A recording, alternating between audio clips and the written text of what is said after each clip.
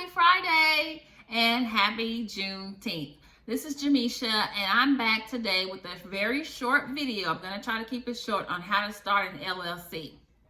Of course, there are lots of details that could be provided, but I want to do a short video. And just DM me if you have more questions or you need more direction after this video.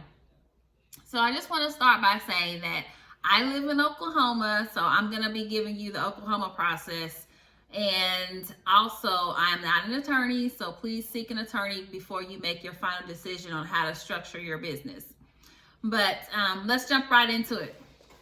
So an LLC is a limited liability company, and you want to do that for your business if it makes sense for you. So decide what product or service that you're going to be providing and decide what type of risk that you want to take on as a business owner.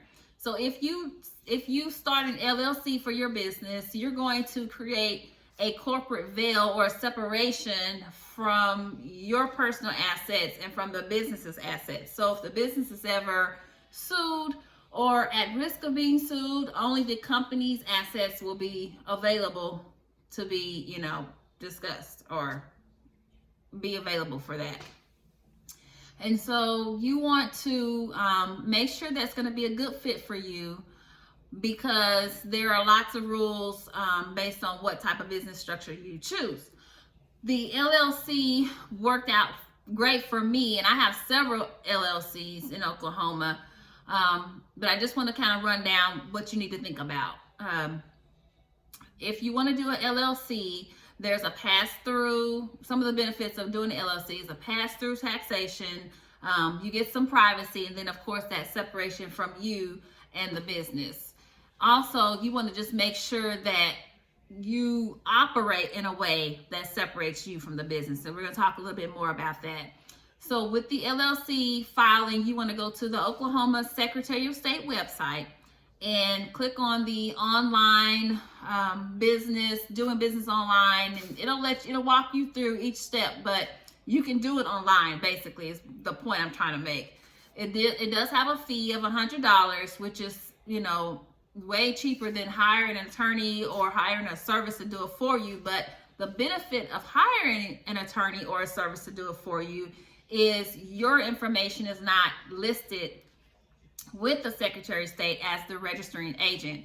So whoever you hire to do it for you, they will be listed. So that will be a level of privacy that you would get if you did hire someone. Out of all the LLCs that I've started, I've only chose to hire an attorney once, and that was for a medical supply and uniform store that I was going to open in 2016.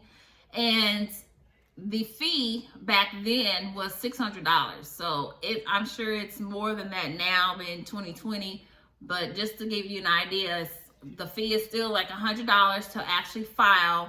And then annually, there's a fee of $25 to keep your status as an LLC.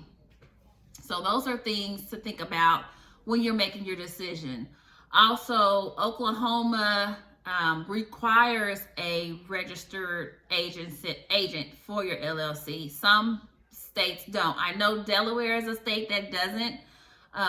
It will keep that information anonymous, so you don't have to, it's not public information. And I know of several, the only people I know that use Delaware's for their LLC are property investors, but I mean, it just depends on what makes sense for you. And make sure again that you consult an attorney and an accountant so that you know exactly what is going to be a better fit for your company. Let's see. So you are also required to do articles of organization with the Secretary of State, but I encourage you to get an operating agreement as well. The operating agreement is basically going to line out how your business operates. Who are the managers? Who are the members? Who can vote? Who can't? How are contributions going to be distributed? So these are all things that really define how your business operates. Who can sign? Who can't? And when you go to open an account, that's what I wanted to talk about, was separating your personal finances from the business finance. The business's finances is you need to have a business account. Some people do a DBA, a doing business as account, but I recommend doing a business account. And with that, you're going to be required to have a copy of your articles of organization.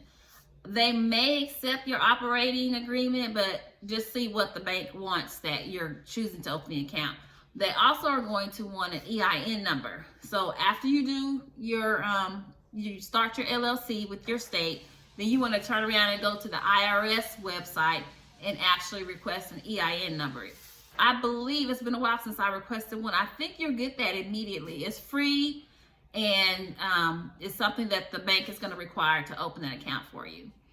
But I think in a nutshell, just a real high level overview of how to do an LLC. I think I've covered basically what you need to know.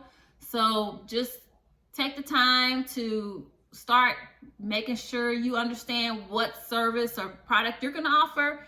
Get the legal advice, consult with an attorney and an accountant to find out which route makes sense for you, and then decide if you want to do it yourself. But for me, the LLC worked out because it's easy to maintain. I can, be taxed once, and it just makes sense for what I do.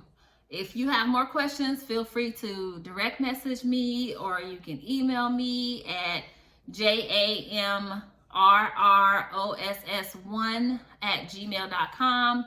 But I hope this was helpful, and I'll see you next time for the next video. Thank you.